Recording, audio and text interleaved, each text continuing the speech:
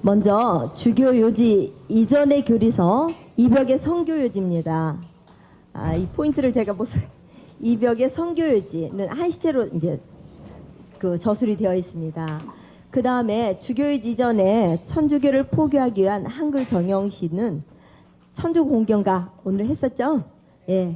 그다음에 정약전의 십계명사, 이가원의 경세사가 있습니다. 주교요지는 우리나라 사람이 지은 교리서들 중에 언문으로 쓰여진 최초의 교리서입니다. 1801년에 쓰여졌는데 이전에 쓰여졌는데 왜냐하면 1801년에 순교하셨잖아요. 그래서 1년 이전이라고 하는데 대부분은 1795년경에 완성이 됐을 거라고 늘 얘기해요. 많은 그 글들을 보면 이유가 그는 또 천주의 모든 덕과 여러 가지 도리가 광범하고 방대하여 여러 가지 책에 흩어져 있는 총론이 없으므로 독자들이 납득하기가 어렵다 하여 장차 여러 책에서 가려 뽑아 부분별로 구별한 것을 한데 모아 한 책으로 만들어 제명을 성교전서라 하여 후배들에게 남겨주려고 하였으나 그 책의 토를 절반도 잡지 못하고 체포되고 말았습니다. 황사영 백서에 나온 얘기거든요. 황사영 백서에 나온 걸로 보자면 성교전서라는 책 이미 절반은 쓰여졌다는 얘기잖아요. 그래서 그러니까 저 책을 쓰기 전에 이미 주교 요지는 이제 완성이 되어서 사람들에게 배포되었을 것이라고 생각을 하고요. 그래서 1795년에는 완성이 됐을 거다 이렇게들 얘기를 합니다. 네, 주교요지 구성은 잘 알다시피 이렇게 되어 있습니다. 상편은 인간의 이성을 통한 호교론이었다면요. 하편은 계시를 바탕으로 하는 예수 그리스도 중심의 구세론입니다. 천지창조와 강생구속과 천주교 봉행이 나오고요. 오늘 배울 부분은 상선벌악, 영혼불멸, 천당지옥에 관한 얘기가 되겠습니다. 네. 자, 이 부분을 보면 상선벌악인데요. 선한 것은 상을 주고요. 악한 건 벌을 주겠다고 얘기를 해요. 그래서 세상을 배치한 뒤에 착한 사람이 하나도 천주께 상을 받지 않으니 없고 몹쓸 사람이 하나도 천주께 벌을 받지 않으니 없다. 이렇게 나와 있거든요. 그래서 보면 하느님은 지극히 밝으시니까요. 사람의 착함과 악함을 아시고요. 능하시니까 상벌을 임의로 하실 권한이 계셔요. 어지시니까 착한 일을 사랑해서 상을 주셔요. 엄하심으로 악한 일을 미워하셔서 벌을 주십니다. 공변대심, 공번이라고 우리는 하고 있죠. 상과 벌을 반드시 고르게 하시다. 이거는 우리 지금 책에 나오는 얘기를 제가 한번 써봤어요. 뭐 별거 같은데 책 첫 번째 천주는 지극히 밝으시고 쭉 나와 있죠. 네, 그 부분을 정리를 해봤더니 이렇게 되었습니다. 그래서 하느님께서는 착한 사람은 반드시 상을 주시고 악한 사람은 반드시 벌을 주신다 하는데 실제로 현실에 있어서 이걸 그대로 믿을 수는 없다는 거죠. 책 내용이. 한번 보세요. 책에 27쪽입니다. 27쪽에 보시면 한 사람이 묻되, 자, 이 묻되 대답하고 하는 것은 어디에서 차용한 것 같아요? 지난번에 배웠던 천주시리에서, 천주시리를 문답법으로 쓰여졌잖아요. 그래서 한 사람이 묻되, 그렇다면 어찌하여 이 세상에서 착한 자도 빈궁한이 많고 악한 자도 부귀한이 많으냐 하니까 어떻게 대답했냐면 첫 번째, 세상의 화복으로는 사람의 선악을 갚을 길이 없다 라고 나와 있죠. 그러면 또 밑으로 몇째 줄 더 내려가 볼까요? 밑에서 네 번째 줄에 보면 죄를 짓다가도 그 뒤에 다시 고치는 일이 있다 라고 나오죠. 그 다음에 맨 마지막 줄에 세상의 복은 수가 한정이 있고 착한 사람 수가 정한 게 없으니 비컨대 한나라 정승의 수는 셋이고 정승을 할 만한 수가 10이나 되면 어찌 정승의 세 자리를 가지고 착한 사람 10사람을 다 같이 정승을 시키겠는가. 그리고 맨 마지막에 뭐라고 나오냐면요. 죽은 뒤를 기다려 상과 벌을 결단하시려고 하시는 것이다 라고 했습니다. 그러니까 우리 죽고 난 다음에서야 알겠네요. 지금은 잘 모르겠어요. 자, 그래서 아마 죽고 난 다음에 알 수 있게 되는 우리 모습을 이렇게 표현하지 않았을까요? 뭐라고 했냐면 베드로가 주님, 제 형제가 저에게 죄를 지면 몇 번이나 용서해 줘야 합니까? 7번까지 해야 합니까? 이 부분에서 7번까지 해야 합니까? 속에는 자랑이 담겨 있다고 어떤 분이 해석을 하셨더라고요. 내가 7번이나 하면서 자랑하면서 얘기하는 거 아니냐. 그러니까 예수님께서 단칼에 뭐라고 그러셨어요? 7번이 아니라 70번까지도 용서해야 한다. 이건 우리가 그래야 되지만 하느님께서도 지금 이렇게 우리를 용서해 주신다는 얘기잖아요. 그죠? 하느님께서 우리를 이토록 용서를 해주니 너도 가서 그렇게 용서를 하라는 얘기죠. 그러니까 살아있는 동안에 우리는 얼마나 많이 하느님한테 용서를 받고 있는가. 여러분 얼마나 많이 용서를 받고 있다고 생각하셔요? 저는 만약에 제가 죄 지은 대로 살았으면 이 자리에 없었을 것 같은데 하느님은 얼마나 자비로우신 분이면 이 자리에 저를 세우셨을까. 이걸 보면서는 하느님의 자비를 절절히 몸으로 느끼게 돼요. 그래서 정말 저렇게 자비로우신 분이라는 뜻이고, 또 보면 무화과 나무가 열매를 맺지 않으니까 전부 다 베어서 없애버린다고 하니까 뭐라고 그래 주인이. 주인님, 이 나무를 올해만 그냥 두시지요. 그동안에 제가 그 둘레를 파서 거름을 주겠습니다. 그러면 내년에는 열매를 맺겠지요. 자, 기다리시는 하느님이죠. 얼마든지 기다리고 계시는 하느님. 인내심이 강한 하느님. 그래서 그런 하느님. 아까 뭐 지극히 엄하시다, 막 공변되시다 이렇게 얘기를 하지만 실은 끝없이 자비하신 분이다 라는 것이죠. 그래서 올해가 무슨 해예요? 자비의 해입니다. 그래서 이 그림 너무나 많이들 보셨을 겁니다. 네. 그래서 이 자비 하느님의 모습을 보여주는 그림이기 때문에 그냥 그림 한 번 더 같이 보자라는. 저는 이 그림을 러시아에 가서 봤을 때 정말 충격을 엄청 받았습니다. 이게 1.8m, 세로가 2.4m여서요. 사람 크기보다 훨씬 더 커요. 어마어마하죠. 렘브란트라는 화가 좋아하십니까? 빛의 화가라고 하는데요.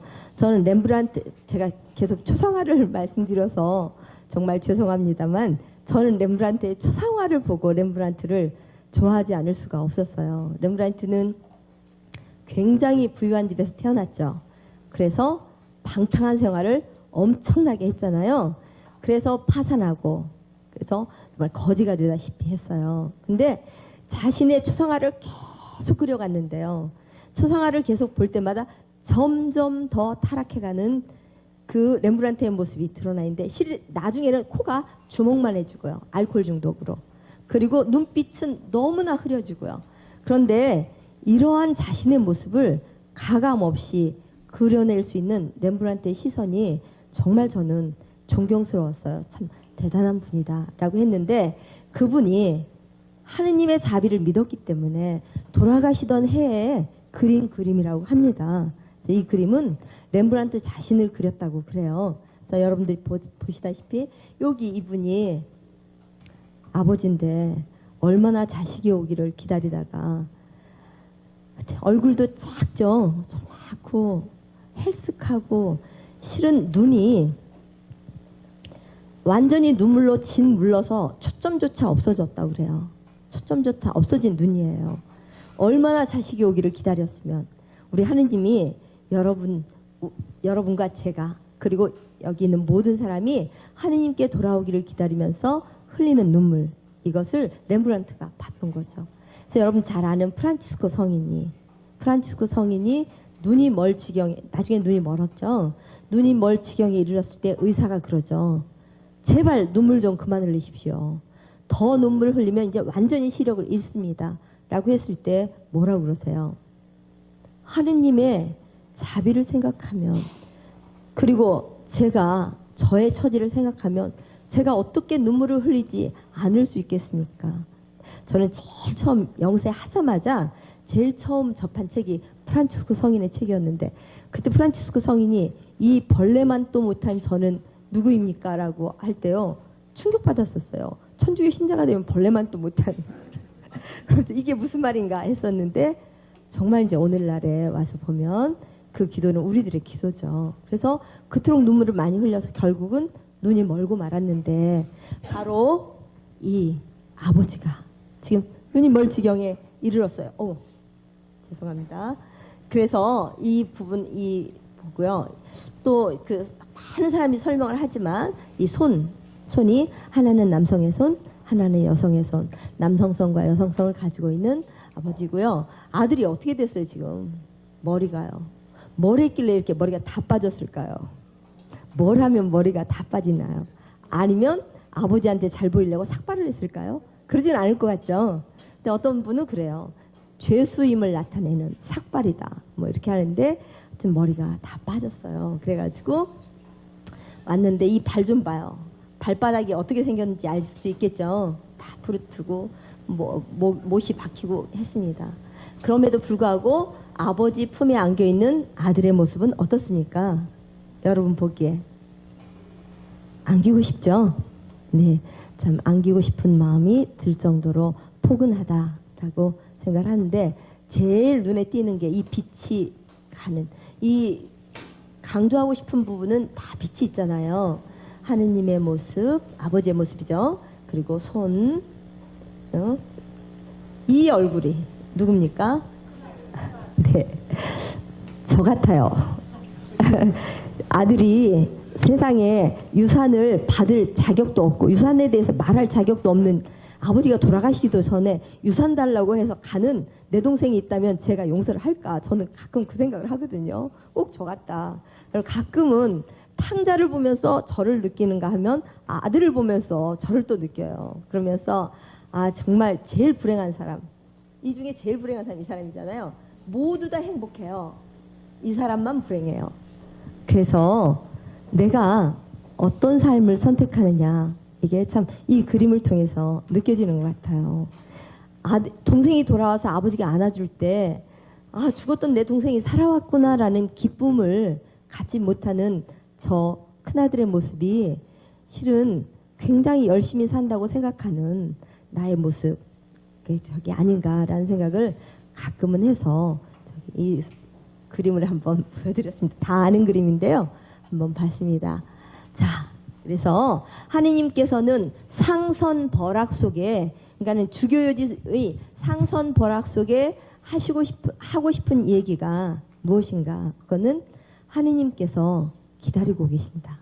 하느님은 상을 주기 위해서 끊임없이 기다리고 계신다. 어떻게? 악으로부터 돌려서 선으로 향하기를 인내심을 가지고 기다리신다. 언제까지요? 죽을 때까지. 우리가 죽을 때까지 기다리고 계신다라는 얘기입니다. 그래서 그것을 우리가 예수님 옆에 있었던 그 십자가에 같이 매달렸던 그 도둑의 그 범인일까 도둑일까 하여튼 그 사람에게 대하신 하느님의, 예수님의 모습을 통해서 그렇구나, 내가 정말 마음을 비우고 돌아가면 하느님께서 나를 받아들여 주시는구나를 알 수 있는 그런 부분이 될 수 있겠습니다. 그 다음에 사람은 죽은 뒤에 영혼이 있어 상과 벌을 받는다. 네, 당시 유학자들의 관심사, 그러니까 서학에 있어서 관심사는 여러 가지도 있겠지만 제일 관심의 초점이 된 게 영혼의 문제라고 합니다. 그래서 신우담 안정복에서 서학 비판이 본격적으로 게시되었을 때 유학자들의 관심은 영혼 문제에 1차적으로 집중되어 있습니다. 자, 천주교 교리의 기본 용어로서 영혼을 이끌어서 그 내용을 개념 내용을 제시한 거는 천주 성교실록이라든지 천주시리라든지 영원여작에 있었어요. 특히 영원여작에서 서학의 영혼론이 아주 치밀하게 그 서술이 되어 있었습니다. 그런데 유교에서는요, 혼을 논하는 것은 백이 뭘까요? 우리 혼백이라는 말 하죠. 백은 인간에게 있어서 양지령을 혼이라고 하고요, 음지령을 백이라고 했어요. 그래서 천의 양령을 신이라고 하고 음령을 귀라고 했어요. 그러니까 우리 육체에 깃들여 있는 어떤 것은 백이라고 봤고요. 그죠? 정신적인 것은 혼이라고 봤어요. 그럼 죽으면 어떻게 될까요? 백은 산산이 흩어진다고 봤어요.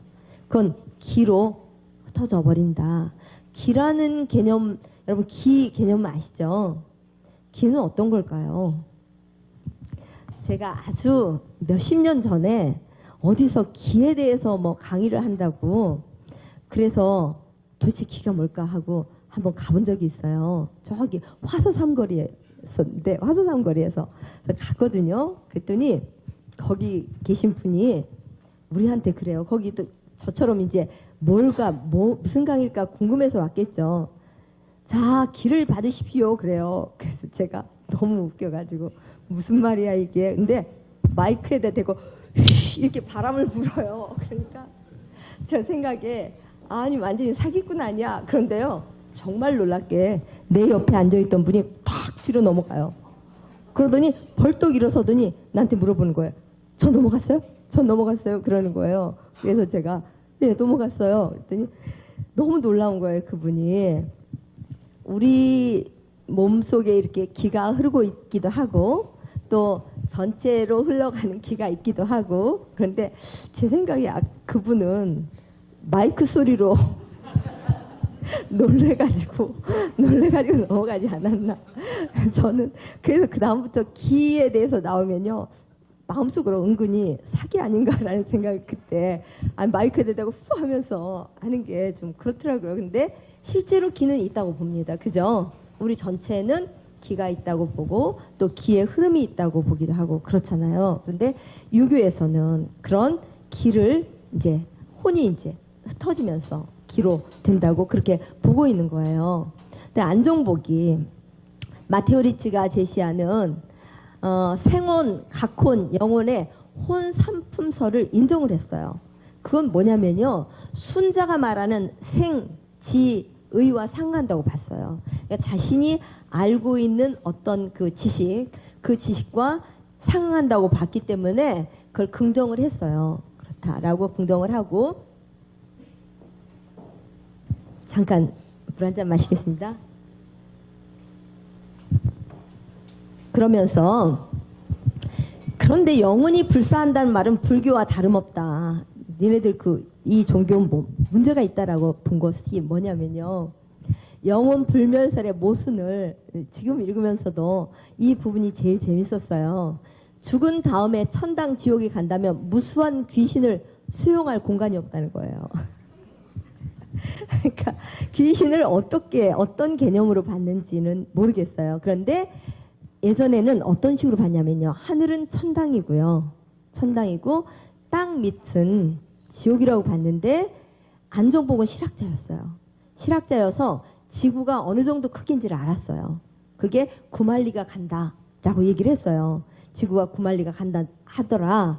그런데 9만리 속에 그 많은 귀신이 다 어떻게 들어가느냐라고 얘기했고요. 또 하나는 땅이 치밀하게 다 흙으로 덮여 있는데 어떤 공간으로 들어간단 말이야. 이렇게 바라봤어요. 이걸 읽으면서 정말 그 유교학자가 생각하는 그 한계점, 그래서 영혼의 개념과 그 귀신의 개념, 이것을 어떻게 파악하고 있는가에 대해서 생각을 할 수 있었습니다. 영혼의 의미는 서학에서는 비물질적이고 동질적인 자기 연속성을 지닌 실체로서의 개체라고 보고요. 유학에서는 기의 물질적 특수 상태 또는 기능으로서의 개체로 봤어요. 그러니까 서로 개념이 다르니까 이걸 받아들이기가 아주 힘든 거였죠. 그래서 땅속에 그 귀신이 다 어떻게 들어간단 말이냐라고 얘기할 그런 정도가 되었습니다. 자, 주교에 대해서 영혼의 실체 개념을 어떻게 정의하고 있는가 한번 볼까요? 첫째로 영혼이 어떤 실체의 속성이나 상태가 아니라 그 자체가 독립한 실체다. 영혼은 하느님께서 우리에게 주신 것이죠. 그렇기 때문에 그러니까 일단은 아담이 있고 그 다음에 하느님께서 뭘 하셨어요? 혼을 불어 넣어 주셨어요. 흙으로 빚어 넣어 주신 것처럼 영혼이 있다라고 이렇게 봤고요. 그 다음에 둘째로 인간의 영혼이 초목금수의 생혼 각혼과 달리 진료나 신체와 관계없이 존재하여 죽은 이후에도 불멸하는 것이다 라고 봤습니다. 그 다음에 셋째로 영혼은 천주에 의해 창조된 존재로서 영혼은 나의 개체 존재와 동시적으로 존재하게 되는 것으로 영혼도 개체적인 존재다 이렇게 보았습니다. 그래서 그 사람이 죽은 뒤에 영혼이 있어 상과 벌을 받는다는 28쪽과 29쪽에 있어요. 28쪽과 29쪽. 그러면서 거기서 영혼의 존재에 대해서 뭘 또 얘기하냐면 우리나라 관습에도 초혼이 있지 않느냐라고 얘기를 합니다. 초혼은 뭘까요? 초혼. 혼을 부르는 거죠. 초대하다 할 때 초자이다. 혼을 부르는 건데 그 사람 옷을 들고 지붕에 올라가서 그걸 3번인가 이렇게 부르잖아요. 그래서 혼을 거둬서 그 의미는 뭡니까? 구천에 떠돌고 있는 혼을 거둬들여서 장사 지내준다는 의미가 있어요. 그래서 실제로 영혼에 우리가 천주교에서 생각하는 영혼의 의미하고는 상당히 많이 거리가 있는 얘기다라고 볼 수 있겠습니다. 그래서 초혼하는 법이 있으니 만일 영혼이 그 몸과 같이 없어지는 줄을 알면 어찌 혼을 부르는 법이 있겠는가 하면서 이제 영혼에 대한 얘기를 하면서 제일 밑에 보면 그러므로 영혼은 무궁히 살아 무궁한 상벌을 받는다. 무궁히 살아서 무궁한 상벌을 받는다. 그래서 지금 우리들이 그러니까 어느 정도 나이 드신 분들 이런 분들은 하늘나라에 대해서 궁금하잖아요. 영혼의 문제에 대해서도 궁금하고 또 천국과 지옥의 문제에 대해서도 굉장히 궁금하다. 그래서 아 세상에 대단하시다. 그러더니 또 연옥실화 책을 사서 또 다 보셨다고 그래요. 너무 무섭다 그러면서. 그래서 제가 정말 저희 친정 어머니를 존경하게 됐어요. 아 정말 학구적이시다. 연세가 86세신데요. 그렇게 공부를 하고 계시는 걸 보면서 깜짝 놀랐는데 그런 그 사후의 세계 이런 세계에 대한 그 어떤 것은 영원히 불멸하다는 거 그것을 생각하지 않는다면 천당과 지옥은 생각할 필요가 없는 거잖아요. 그죠? 그래서 영원히 불멸하기 때문에 천당과 지옥이 있고 거기에서 우리가 하느님을 만나볼 수 있다라는 것을 알 수 있습니다. 그 다음에 영혼은 반드시 즐거움과 괴로움을 받는다 하는 내용인데요. 이것은 그냥 책에 있는 내용 같이 한번 읽어볼까요? 29쪽. 한 사람이 묻때부터요. 네, 한번 읽어보겠습니다. 한 사람이 묻되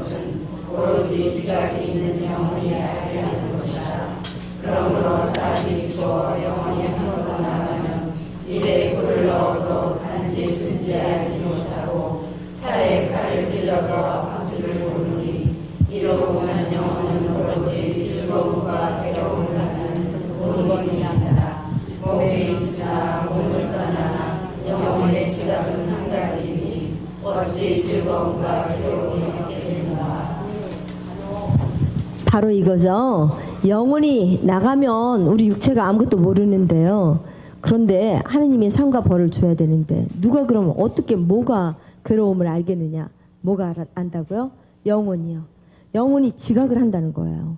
영혼이 지각을 하기 때문에 즐거움과 괴로움을 다 알 수 있다. 무서운 얘기죠? 네, 그래서 영혼은 반드시 즐거움과 괴로움을 받는다 하는 얘기입니다. 네, 그 다음 뒤로 가봅니다. 천주가 천당과 지옥을 두시어 세상 사람의 선악을 시험하여 갚으신다. 네, 당시 유학자들은 사후에 영혼이 간다는 천당 지옥설을 아주 비판하고 있습니다. 근데 중세 그리스도교는 그 예수회 거기는 교회 밖에는 구원이 없다고 생각을 했어요. 교회 밖에는 구원이 없다는 확고한 신념. 그래서 그리스도교의 입교에서 천주를 믿고 세례를 받은 사람만이 영혼을 구하고 천당에 갈 수 있다고 믿었습니다. 구령과 승천은 인간의 힘이나 공업으로는 불가능하고요. 오직 천주의 구원 은총과 세례를 통해 원죄의 사함을 받음으로써만 가능하다고 봤습니다. 그래서 마테오 리치를 비롯한 예수의 선교사들 역시 세례와 천주 공경이 인생의 목표인 영혼 구원과 사후 천당을 위해서 절대적 요건이고요. 다른 교를 통해서는 구령도 없고 천당에도 갈 수 없다고 역설을 했어요. 부딪혔겠죠. 네, 좀 부딪히는 그런 내용이 되겠습니다. 그래서 그리스도교의 시공적 차원의 천당 지옥설은 사후 영혼의 개체적 실체성을 부인하던 당시 유학자들에게 입론의 여지가 없었고요. 그래서 도불만도 못한 황당무계한 종교다라고 얘기를 했습니다. 이렇게 비판을 받게 되었습니다. 네. 그런데 우리가 여기 이 내용에서는 뭐라고 나왔냐면 하나님이 이 세상에 사람을 내시어 착한 일을 하고 그런 일을 말라고 명하셨으니 그 명을 좇아서 선한 이의 영혼은 천당에 올리시고 그 명을 배반한 이의 영혼은 지옥에 내리시니 천당의 복은 천주의 무궁이 좋으신 영광을 보고 누림이 있다. 영혼의 온전한 채가 복에 젖어 안팎 없이 즐겁고 간데마다 즐거우니 세상의 복은 복이 내 몸에 들어오되 천당의 복은 내 몸이 복 속에 들어간다 그랬어요. 이거에 대해서 조금만 얘기를 나눠볼까요? 혹시 나는 천국을 보았다 프루프 오브 헤븐이라는 책 본 적이 있으세요? 아, 그러세요? 예. 미국의 최고의 의사로 뽑힌 신경외과 의사가 있어요. 이름이 이븐 알렉산더인데요. 이분은 그 영혼이 있다거나 또 사후 세계가 있다는 걸 철저하게 부정했던 분입니다. 신경외과 사람인데요. 의사인데요. 철저하게 부정을 했어요. 그런데 아주 드문 박테리아성 뇌막염에 걸려서 일주일 동안 혼수 상태에 빠져 있다가 뇌사 판정을 받았어요. 근데 죽어서 이제 끝났다라고 해서 이제 막 의사가 이 사람 사망 선고를 하려고 하는데요. 사망 선고 막 내리는데 눈을 번쩍 떠요. 뇌가 완전히 다 이제 죽어서. 그런데 눈을 뜨니까 너무 놀라워서 이렇게 이제 사람들이 이게 웬일인가 했는데 이 사람이 그때부터 이상한 소리를 하는 거예요. 자기는 하늘나라에 갔다 왔다고 하는 거예요. 그러면서 빛을 보고요. 그 빛이 너무 좋고. 그러니까 금방 아까 천당의 복은 어떻게 내 몸이 하늘나라의 복 속에 들어가는 거예요. 복이 나한테 오는 게 아니라 그래서 이분이 영혼이 그 빛 속에 들어가니까 너무나 행복하고 좋은데요. 그때 누가 오는데 정말 아름다운 미인이 와요. 그러더니 자기를 보더니 그러는 거예요. 당신은 정말 사람들의 사랑을 많이 받고 있군요. 돌아가세요라고 하는 거예요. 사람들의 사랑을 많이 받고 있군요. 돌아가세요라는 말은 사랑하는 사람들을 위해서 가서 더 일을 하라는 얘기겠죠. 그래서 눈을 떴다는 거예요. 자기가. 그 사람들이 믿을 수가 있는지 없는지 막 그거 갖고 얘기 나왔는데 그걸로 책이 나온 게 나는 천국을 보았다거든요. 근데 이 책이 뉴욕타임즈가 선정을 한 뭐 50몇 주인가 동안 베스트셀러였대요. 그래서 200만 부 팔렸어요. 200만 부가 팔렸다는 것은 그만큼 사람들이 영혼의 세계에 관심이 많다는 얘기죠.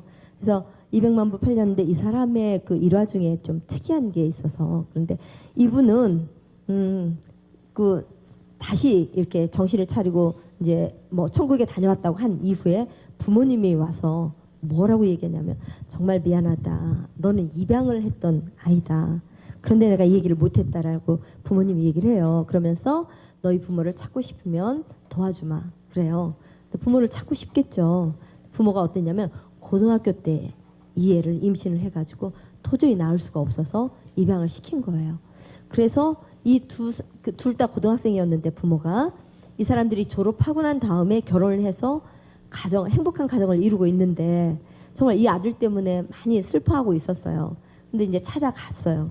가니까 그 부모가 정말 미안하다 그러면서 이제 서로 용서하고 화해하는 시간을 갖고 방에서 이렇게 일어서는데 천국에서 봤던 그 아름다운 여인이 있죠. 도저히 잊을 수가 없어서 그 아름다운 여인을 자기가 그렸어요. 그려가지고 가지고 다니는 그 그림과 똑같은 사진이 거기에 있는 거예요. 그래서 깜짝 놀라서 누구 사진이냐고 했더니 네 동생이다 그러는 거예요. 동생이 어디 있냐니까 10년 전에 죽었다는 거예요. 그러니까 10년 전에 죽은 동생을 만났다는 얘기죠. 그렇다고 하면서 정말 미국 전역을 돌아다니면서 방송에 나와서 자신의 경험을 얘기하고 했다는데 그런 그 천국을 보았다라는 거 이걸 보면 이렇게 신경외과 의사 그리고 정말 내세를 부정했던 사람에게 보여줬던 그거는 어떤 것인가 궁금하죠. 그래서 그걸 보면서 서울대학교 의과대학 내과 교수 정현채 씨 알죠? 정현채 교수가 이것은 우물 안이 전부인 줄 알았던 개구리가 우물 밖에 장엄한 바다가 있다는 것을 경험하여 알게 되는 사건에다 비유할 수 있을 것이다. 이제야 인간은 눈에 보이는 육체가 전부가 아닌 영적인 존재임을 알게 될 것이다. 이렇게 얘기를 했어요. 그래서 우리에게는 영혼이 있고 또 영혼은 다른 세계로 갈 수가 있다는 거. 또 하나만 더 할까요? 괜찮겠어요? 네. 이거는 스즈키 히데코 수녀님이 얘기해요. 그 스즈키 히데코 수녀님은 일본 문학가이고 교수세요. 수녀님이 교수신데 일본 문학에 대한 강의를 이렇게 어느 대학에서 하고 그 다음에 이제 다른 대학에서 다시 그 강의를 해야 되는데 수녀원 본원에 돌아갈 수가 없고 너무 이제 먼 곳이고 가까운 곳에 내일 강의할 곳이 있어서 그래서 다른 그 자신의 수녀원이 아닌 다른 수도회에 가서 하룻밤만 재워달라고 했대요. 그런데 그때가 언제냐면 1977년이에요. 근데 그 수녀님이 자러 간 그 수도원 수녀회는 그 일본에도 성이 있는 거 아시죠? 뭐 구마모토 성이라든지 오사카 성이라든지 여러 성이 있어요. 그 성 중에 하나를 인수해가지고 거기에다가 자기들 방을 만들었어요. 근데 2층으로 이렇게 올라가서 2층에다도 이렇게 방을 만들었는데 이게 굉장히 높아요. 성이 이제 가보신 분은 알겠지만 성이 높은데 거기 계단을요 진짜 가파르게 거의 직각으로 이렇게 해서 올려놓은 거예요. 그래서 올라가면서 2층으로 올라가면서 좀 위험하다는 생각을 하고 올라가셨는데 방에 누워서 이렇게 잠을 잘랬는데 남의 수도에 와서 잠을 잘래니 잠이 안 오죠. 그러니까 밖에 나가서 산보라도 하는 게 낫겠다 하고 불을 켜면 다른 분들이 다 깰 것 같아서 깜깜한 팍 더듬어서 이제 계단 있는 데로 가서 발을 내디딘 거예요. 발을 딱 내딛는 순간에 그대로 아래층으로 그 높은 데서 아래층으로 떨어지게 된 거예요. 떨어지는데 너무 놀랍게 밑에 굴러 떨어지는 자기를 보고 있는 하나의 자기와 또 하나는 나르고 있는 또 하나의 자기. 그래서 셋을 봤대요. 이 수녀님께서는. 근데 한 분 수녀님 자신인데 그 수녀님 발밑에서 뭐가 막 떨어지더래요. 그게 연꽃이었대요. 나중에 보니까. 근데 그것이 떨어지는데 떨어질 때마다 수녀님 무슨 생각하냐면 내가 가지고 있는 수많은 여러 가지 그 나를 옥죄던 모든 것들이 전부 다 사라지는구나 라는 생각을 하면서 굉장히 기뻤대요. 근데 마지막 잎이 딱 떨어지는 순간에 보고 있던 나와 그 잎이 떨어진 그 나가 하나로 딱 결합이 되면서 빛으로 가게 됐어요.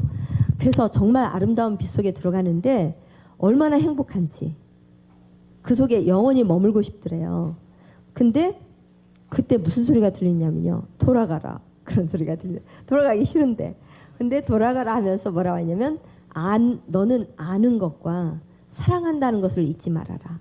그렇게 말씀하시는 소리가 들리면서 돌아가라고 하는데 무슨 소리가 들리냐면 살려주소서 살려주소서 막 하면서 누가 막 부르짖는 소리가 들리더래요. 그게 수녀님들이 그 소리 듣고 내려오셔가지고 이제 119로 막 실어 가고 막 살려달라고 막 기도하고 하는 소리였어요.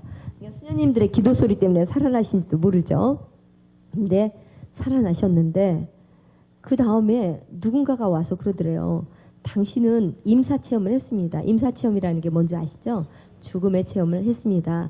그러니까 임사체험을 한 사람들은 뭔가 하느님이 특별한 능력을 주시는데 당신한테도 주실 수 있습니다.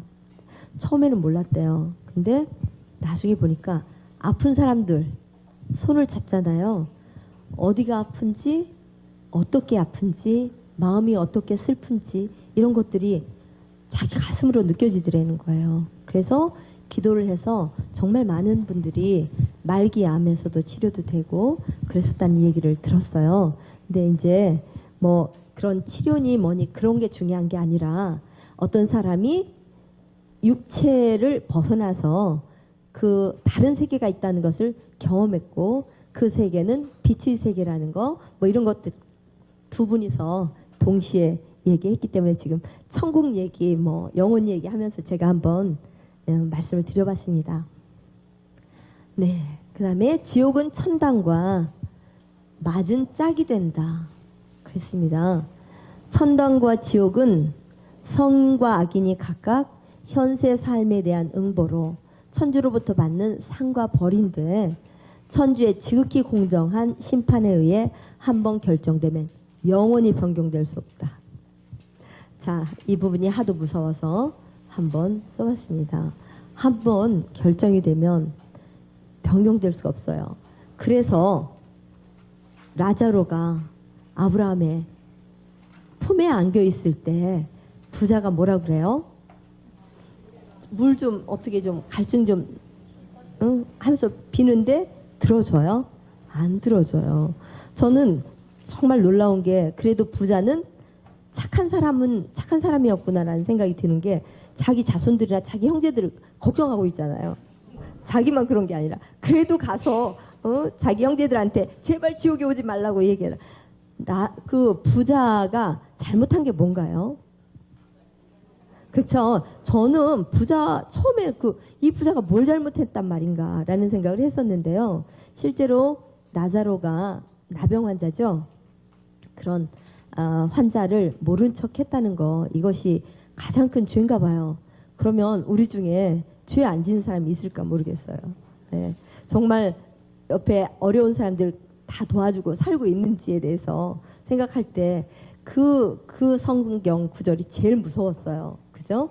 우리는 가서 막 성당에 가서 봉사하고 뭐하고 하면서 나 정말 이렇게 열심히 일했으니까 하나님이 나를 구원해 주실 거라는 착각을 하고 있는데 실제로 하나님은 그런 봉사가 아니라 뭘 원하시는 거예요? 내 이웃을 내 몸처럼 사랑하기를 원하시는 거잖아요. 그런데 그게 참 무서운 일이다라는 생각을 해봤습니다. 그 전에 잠깐 죽은 이들이 어떻게 되살아나는가 우리 이제 부활에 관한 얘기 그러니까 천당과 지옥이 있으니까 부활에 관한 얘기가 있어서 이걸 얘기를 해드리려고 했는데요. 그 전에 어떻게 하면 천국에 들어갈 수 있는가 이것에 대해서 궁금하시죠? 저도 많이 궁금해요. 근데 그 대만에 추기경님이 쓰신 글이 하나 있어요. 저는 이 추기경님께서 분명히 천국으로 가셨으리라고 생각을 하는 글이 하나가 있거든요. 그래서 이 글을 한번 여러분과 같이 생각을 좀 해보고 싶어요. 산쿼스 추기경님이라고 대만의 추기경님이세요. 근데 이 추기경님이 2012년 8월 22일 날 돌아가셨는데 쓰신 글은 2012년 7월 31일 날 쓰신 글이에요. 그러니까 돌아가시기 한 20일 전에 쓰신 글이거든요. 이 글에서 보면 이분이 이런 말씀을 하세요. 예수에 70년 동안 몸을 담고 있으셨대요. 그러니까 연세가 90세 넘으신 분인데 영시수련 정말 열심히 했는데, 그래서 하느님께 가까이 가기 위한 도구, 그 징검다리로 이냐시오 성인의 영신수련을 생각하고 했었는데, 지금 나에게 필요한 게 무엇인가? 이제 연세가 90이 넘으셨는데 매일 기도하고 영신수련하고 미사하고 막 그랬었는데, 내가 버려야 될 것이 얼마나 많은지를 나는 깨닫지 못하고 있었다. 그게 무엇인가 하는데요. 어느 날 보니까 가진 게 너무 많더래요. 그래서 그게 가진 게 뭐였나 했더니 장백의, 주교 반지, 주교관, 그 다음에 추기경의 진홍색 수단, 뭐 이런 것들이, 이것을 말씀하신 것은 권위잖아요. 본인에게 가지고 있는 그 많은 권위에 사로잡혀서 사람들에게 가까이 다가가지 못한 자신의 모습을 깨닫게 되었던 것이죠. 그런데 이것을 너는 그런 걸 다 버려야 된다고 하느님께서 장난을 거시더라는 거예요.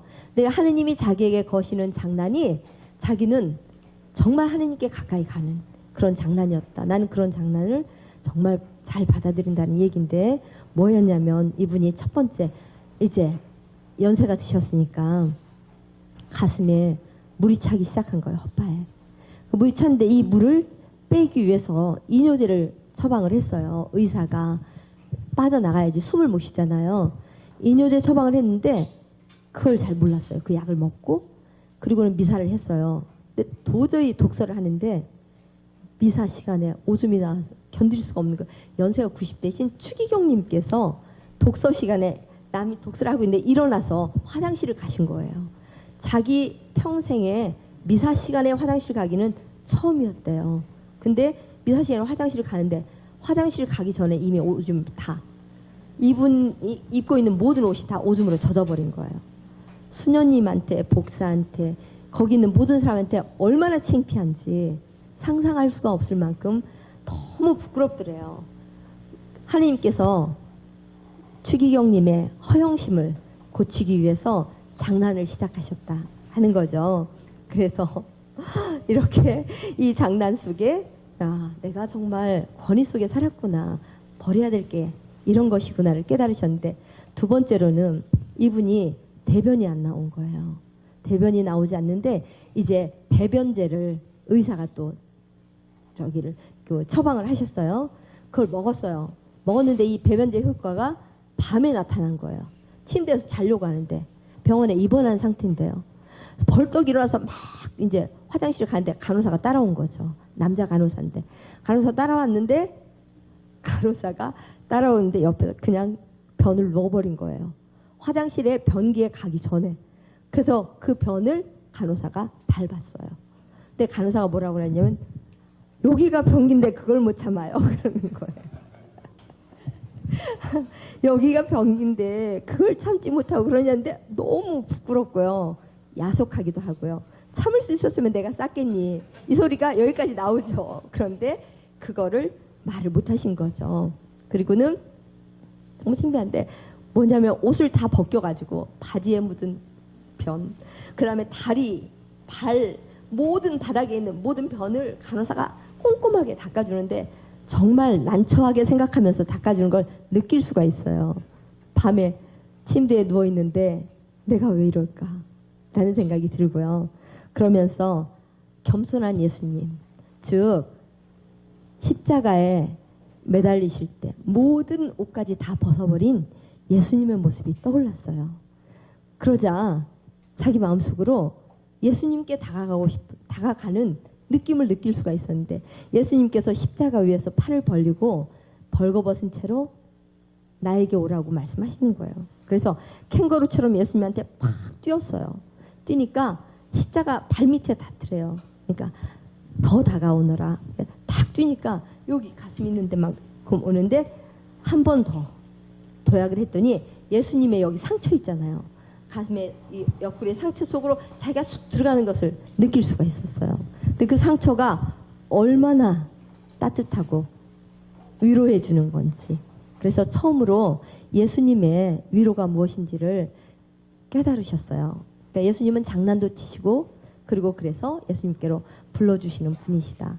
이제 마지막은 뭐였냐면 다시 또 이뇨제를 놓았을 때인데요. 의사들과 함께 그 이제 침대 이동식 침대에 끌려서 쭉 가는데요.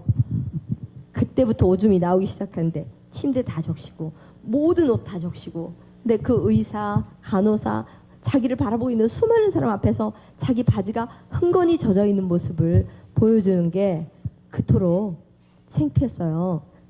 굉장히 창피했겠죠. 너무 당황했어요.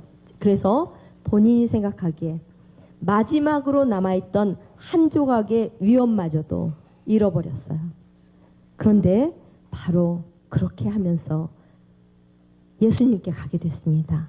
그래서 지금까지 가져왔던 수많은 좋지 못한 습관들, 권위, 명예 이런 거 다 버리고 내가 예수님의 품 안에 안길 수 있다는 것을 이 노추기령님께서 깨닫게 되셨다고 합니다. 네, 감동적이죠? 네. 그런데 만약에 우리한테 그렇게 오줌을 쌀 일이 되든지 변을 그렇게 할 일이 있을 때 과연 추기경님처럼 아 이거 예수님의 장난이네, 예수님의 사랑 속으로 들어가야겠다라고 느낄 수 있는 영성이 있어야 됩니다. 그렇죠?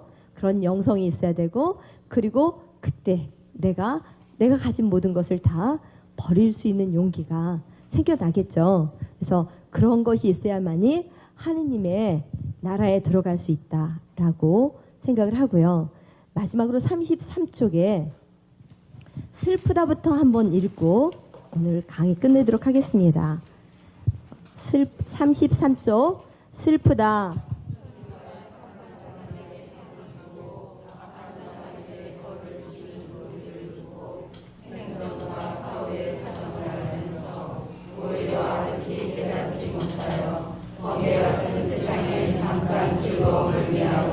아직 조금을 잊지 못하여 헛것을 참다한 것으로 알고 중대한 일을 사소한 일로 알았다가 죽은 뒤에야 비로소 눈으로 보고 몸으로 당하여 놀라고 서러워하다. 그러나 아무리 울고 뉘우치는데 무엇이 유익하겠는가. 이 세상에 있을 때 여러 선을 행하였다면 공이 되어 유익하려니와 죽은 뒤에 비록 안 믿고자 하여도 할 것이 있는다. 그러나 이때 믿는 것이 무슨 믿으며 어찌 늦지 않겠는가. 네, 늦기 전에 하느님께 가야 되고요.